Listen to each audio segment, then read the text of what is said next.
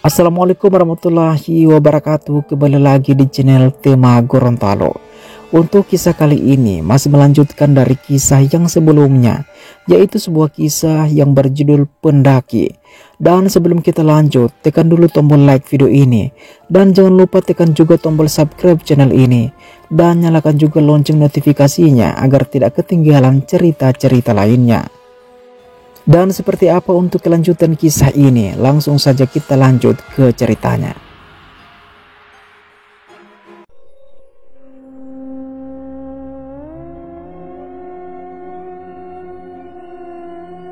Kita ikuti kelompok pendaki ini aja yuk. Nah, ide bagus tuh. Ayo cepat. Kami bertiga kemudian mengikuti kelompok pendaki itu dari belakang. Lepas maskernya, kataku berbisik kepada Daniel dan Panji. Kami kemudian melepaskan masker agar tidak menimbulkan kecurigaan.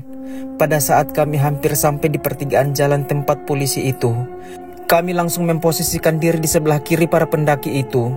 Polisi hutan itu sepertinya melihat-lihat ke arah sekelompok pendaki tempat kami bersembunyi. Tiba-tiba, semua pendaki itu berhenti di pertigaan jalan itu. Kami bertiga langsung mempercepat langkah dan menundukkan kepala, kemudian berjalan lurus menuju ke arah jalur pendakian tempat batu besar itu. "Weh, kalian!" Polisi hutan itu berteriak kepada kami yang menghindar. Kami bertiga kemudian berlari dengan semboyongan karena beban tas di punggung. Di lokasi itu memang agak datar. Arah kami berlari itu sedikit menurun. "Kalian bertiga berhenti!" katanya dengan berteriak kepada kami. Kami tidak berani menoleh ke belakang dan tetap berlari fokus ke depan. Setelah sekitar mungkin 100 meter dari tempat polisi hutan itu berdiri, aku yang paling belakang kemudian menoleh ke belakang. 2 orang polisi hutan berlari kecil mengejar kami. "Cepat Cok, cepat!" kataku kepada Panji dan Daniel. "Woi, berhenti kalian!" katanya kembali berteriak. Mungkin karena para polisi hutan itu sudah tua dan badannya agak gemuk, mereka agak tertinggal dan tidak bisa melanjutkan mengejar kami. Aku kembali menoleh ke belakang. Terlihat polisi hutan itu sudah tidak mengejar kami. Cukup jauh kami berlari. Akhirnya kami kelelahan dan berjalan. Kita jalan aja Cuk. Tapi langkah dipercepat ya, kataku dengan nafas terengah-engah. Iya Cok. Capek kali aku nih. Mana Iqbal sama Rido ya? Adulah, kita terus aja jalan. Mungkin mereka ada di depan. Kami bertiga kemudian berjalan dengan langkah kaki yang sedikit cepat, supaya polisi hutan itu tidak menangkap kami. Mungkin sudah sekitar 1 kilometer lebih kami bertiga berjalan. Kami akhirnya berhenti sebentar untuk mengambil nafas. "Batu itu mana ya? Bukannya batu itu ada di sebelah kanan ya?" "Iya Cok, seingatku ada di jalan ini kan? Batu yang waktu itu kita lihat ada bunga-bunga sesajen gitu ya?" "Iya Cok, batu itu kan? Atau mungkin batu yang kita kelilingi waktu kita keluar dari kampung gaib itu?" "Iya juga, aku juga bingung. Tapi bukannya tempat itu gak ada? Kata pemandu yang kita temukan pertama kali waktu keluar dari kampung itu kan merupakan tebing. Aku juga pernah lihat sama Rido. Di sana memang beneran tebing Cok. Terus gimana nih?" "Kita jalan aja. Kalau kita berlama-lama di sini, kita akan kekejar sama polisi hutan itu. Lagian kan, mungkin juga Rido sama Iqbal nunggu kita di depan." "Oke deh, yuk jalan." Kami kemudian kembali berjalan untuk menemukan batu besar itu. Mungkin juga Rido dan Iqbal menunggu kita bertiga di batu besar itu. 5 menit sudah kami berjalan. Tiba-tiba suara panggilan terdengar. "Daniel, Roni," kata panggilan itu. Kami bertiga kemudian menoleh ke kanan dan ke kiri guna untuk melihat sumber suara. Ternyata dari sebelah sisi kanan jalan itu, Rido dan Iqbal memanggil. "Kesini cepatan," katanya sambil mengayunkan tangannya. Kami bertiga langsung bergegas ke sana. "Kalian di sini ya? Kalian berdua tadi menghindari dari polisi hutan itu ya?" "Iya Cok, untung aja aku sama Iqbal cepat sadar terus langsung pergi dari sana." kalian bertiga gimana caranya bisa lolos melewati polisi hutan itu? Kami dikejar Cuk. Untung aja mereka udah tua, jadinya nggak kuat lari. Tapi kalau kita berlama-lama diam di sini, mungkin kita bakalan disusul. Waduh, bahaya dong. Ya makanya nih, kita harus cepat menemukan batu itu. Tidak apa-apa kita ketangkap, tapi harus balikin telur itu dulu, supaya hidup kita aman. Kamu berdua udah ketemu belum sama batu itu? Belum juga, mungkin di depan. Ya udah, kita jalan. Daripada berlama-lama di sini, nanti malah polisi itu menemukan kita. Kami kemudian melanjutkan perjalanan lagi untuk menemukan batu besar itu. Aku melihat jam di HP-ku, sudah pukul 10.43 Wita. Tak lama kemudian, akhirnya batu itu kami temukan di sebelah kanan jalan itu. Kami segera ke sana. Kami melihat batu itu tidak ada bunga-bunga sesajen sama sekali. Berbeda dengan waktu kami mendaki dulu yang di atas batu itu penuh bekas sesajen. Mungkin karena sekarang sudah zaman modern, jadi orang-orang sudah tidak percaya akan hal mistis. Apa ini batunya? Iya, tidak salah lagi. Ini kan batu besar itu yang kita lihat dulu itu kan? Iya benar, ini memang batunya. Tapi sekarang sudah gak seseram dulu. Iya, tidak ada bunga-bunga sesajen di atas ya. Kalau dulu kan banyak banget. Terus bau menyan juga menyengat. Ya udah, ayo taruh telurnya di atas, biar kita cepat pulang. Aku mau hidup santai sekarang. Iya Ron, keluarkan telurnya. Terus taruh di atas batunya. Oke, bentar dulu ya. Aku keluarkan telurnya. Aku kemudian melepaskan tas di punggungku dan mulai mencari nesting yang berisi telur emas itu. Setelah nestingnya aku keluarkan dari tas, aku kemudian membukanya dengan perlahan. Pada saat aku membukanya, tiba-tiba suara teriakan, "Woi kalian!" Kami semua seketika melihat ke arah suara itu. Ternyata itu adalah sekelompok polisi hutan yang mengejar kami. "Diam di tempat kalian!" katanya kembali dengan berteriak. Aku kemudian dengan perlahan langsung kembali menutup nesting itu dan memasukkannya ke tas. Pada saat sekelompok polisi hutan itu berjalan menuju arah kami yang berada di batu besar itu, aku kemudian memberikan instruksi kepada teman-teman untuk berlari. "Lari!" kataku dengan keras. Kami semua langsung berlari menuju ke dalam hutan agar kami tidak ditangkap. Lebatnya hutan itu kami terobos dan medannya memang agak menurun. Persis seperti jalur kami mengejar ayam hutan waktu itu. "Berhenti di tempat, kalau tidak kami tembak," kata polisi hutan itu kepada kami. Juar! Suara tembakan terdengar. Sepertinya polisi hutan itu menembak ke atas langit untuk memberikan peringatan kepada kami. Hal itu membuat kami semua semakin takut dan terus berlari dengan sesekali jatuh karena keadaan medan yang menurun. Semak belukar, kami semua terobos dengan ketakutan. "Cepat woi, jangan sampai tertangkap," kataku. "Jangan ada yang berlari ke arah lain, tetap lurus." Kata Rido sambil berlari. Aku melihat ke belakang, ternyata semua polisi hutan itu ikut mengejar kami. "Gimana ini Cok?" "Tetap lari aja Nil." Nafasku tak beraturan. Mungkin sekitar 1 kilometer kami menuruni hutan itu. Panji yang menjadi paling depan berhenti. Dia sepertinya kelelahan. "Capek Cok, berhenti dulu bentar." Kami semua ikut berhenti dan melihat ke belakang. Ternyata para polisi itu sudah tidak mengejar lagi. Mereka mungkin juga kelelahan. "Ya udah, jangan berlari lagi, kita jalan aja." "Ya udah, ayo. Tapi kita jangan menurun hutan ini lagi," kataku. "Kenapa Cok?" kata Rido. "Kita ke arah matahari terbenam aja. Soalnya kan di bawah sana ada tebing. Kamu kan ingat tebing yang waktu kita lihat?" "Iya juga sih. Ya udah, kita jalan ke kiri menuju arah barat." Kami kemudian berjalan menyusuri hutan itu. Tetapi kami tidak menuruni hutan itu lagi, tapi kami berjalan ke kiri, ke arah matahari terbenam. Arah kami berjalan makin susah dilalui. Hutan yang lebat semakin belukar yang menyulitkan kami untuk berjalan. Kita naik ke atas aja yuk. Ini jalannya sudah semakin parah, Cok. Jangan sampai kita tersesat di hutan ini. Iya, Cok, bahaya nih. Gimana kalau nanti kita tersesat di hutan ini?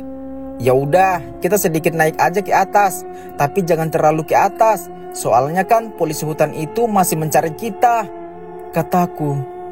Tapi kan kita mesti ke batu itu untuk meletakkan telur emas itu, Ron. Iya, kalau kita tidak mengembalikan telur itu sampai nanti malam, kita dalam bahaya, Cok. Iya, aku tahu. Tapi kalau kita balik lagi ke tempat batu itu, kita bakalan ketangkap, Cok. Terus gimana nih? Kalau begini terus berjalan tanpa tujuan, membuang-buang tenaga, kata Panji sambil duduk. Kamu kenapa duduk, Panji? Ngapain juga jalan, gak ada tujuan kan? Mending gue merokok aja di sini. Ya udah, kita istirahat dulu di sini. Ini juga sudah siang. Kita semua juga capek kan? Tapi jangan ribut ya, biar lokasi kita tidak diketahui sama polisi hutan itu. Iya, kita minum dulu di sini.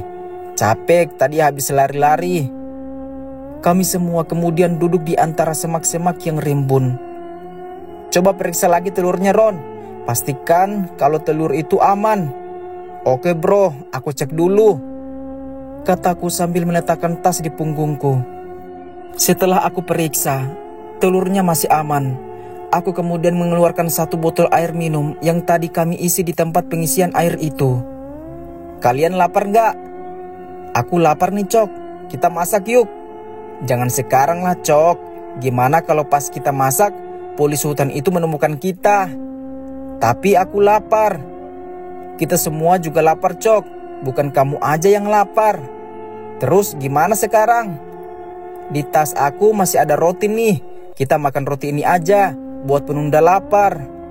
Nah, itu aja. Di tas aku juga masih ada nih beberapa biskuit. Ya udah, sini keluarin. Sabar, Cok, kamu gak bisa sabaran. Aku juga mengeluarkan beberapa snack yang ada di dalam tas. Kami kemudian makan roti dan beberapa makanan ringan lain sebagai penunda lapar. Jadi setelah ini, kita lanjutkan perjalanan ke atas ya, menuju batu itu. Iya, Cok, kita harus balik ke sana. Tapi gimana caranya supaya kita tidak ketangkap sama polisi itu?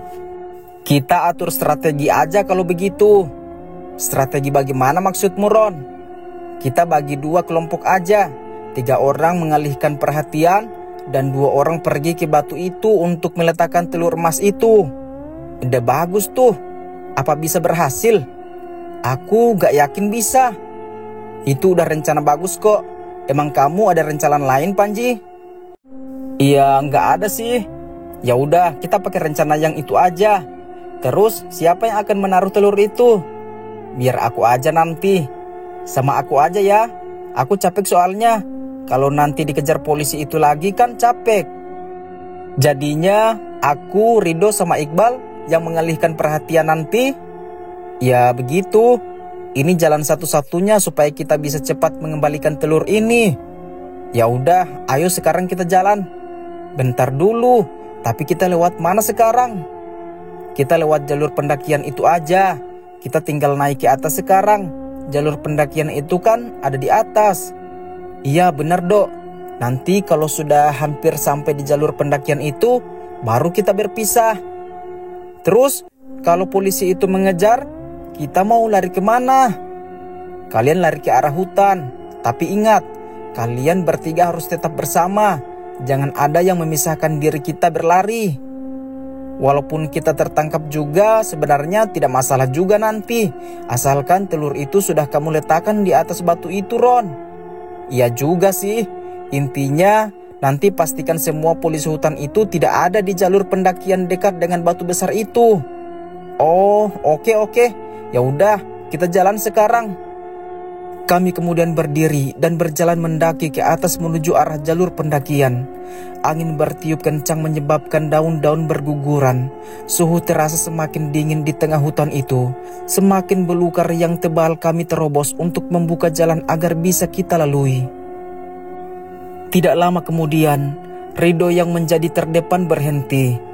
"Ada apa, Cok? Kalian lihat di depan," katanya. Aku kemudian melihat ke depan. Yang dimaksud Rido ternyata itu sebuah batu besar. Itu kan batu besar yang kita kelilingi waktu keluar dari kampung gaib itu. "Iya, Cok. Ada apa lagi ini?" "Lah, kok bisa, Cok? Apa salah kita? Apa kita sudah terlambat? Apa di bawah kita itu kampung gaib itu? Aku gak mau balik ke kampung itu. Pokoknya gak mau," kata Iqbal dengan nada seperti orang mau menangis. "Ada apa lagi ini? Ini kan belum bulan purnama." Iqbal kemudian berlari menuju batu itu sambil berteriak, "Pokoknya aku harus keluar dari sini." "Iqbal, kamu mau kemana?" kataku berteriak kepadanya. Kami kemudian menyusul Iqbal di belakangnya menuju ke arah batu besar itu. Sesampainya di sana, Iqbal menangis sambil memukul batu besar itu berulang kali menggunakan tangannya. "Aku mau pulang," kata Iqbal menangis. "Sudah Iqbal, kamu jangan menangis. Tenang Iqbal. Iqbal, kamu tenang dulu. Kita belum tahu kalau kita sudah masuk ke alam gaib atau belum. Kamu jangan mikir begitu dulu sebelum kita tahu apa yang sebenarnya terjadi sekarang." Kami menenangkan Iqbal yang menangis ingin kembali pulang. "Kita nggak ada yang membawa bawang putih kan?" "Iya, Cok, bawang putih. Kenapa kita bisa lupa untuk membawanya?" "Waduh, matilah kita sekarang. Kita nggak akan bisa keluar lagi dari sini." "Sudah, kita jangan panik dulu. Mungkin ini masih dunia nyata. Kita belum tahu kalau ini alam gaib. Terus gimana sekarang, Ron? Apa kita akan pasrah di sini? Sepertinya kita sudah masuk alam gaib. Soalnya ini kan batu yang persis kita kelilingi dulu pada saat keluar dari alam gaib itu." "Iya, memang benar. Ini batu besar waktu itu. Tapi kita jangan mikir begitu dulu." Aku kemudian melihat jam tangan milik Daniel. "Nah, itu jam tangan kamu tepat kan? Normal kan?" kataku kepada Daniel. "Iya, Ron. Ini kemarin aku beli. Masa sih rusak? Nah, coba sini lihat," kataku sambil menarik tangan Daniel. "Emang kenapa jamnya, Ron?" "Kalau kita di alam gaib, jam tangan ini gak akan berfungsi. Waktunya tidak akan tepat dan akan berubah dengan waktu yang ada di dunia nyata." Setelah aku melihat jam tangan Daniel, kemudian aku keluarkan HP dari saku celana dan membandingkan waktu jam tangan di HP-ku. Ternyata waktunya sama, yang menunjukkan kalau jam tangan itu tidak berubah fungsi dan masih normal.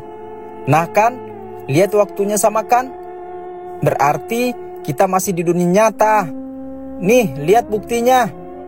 Iqbal yang tadi duduk menangis di batu itu langsung berdiri dan melihat jam tangan Daniel. Seketika itu, ekspresi wajahnya yang tadi sedih berubah menjadi tenang.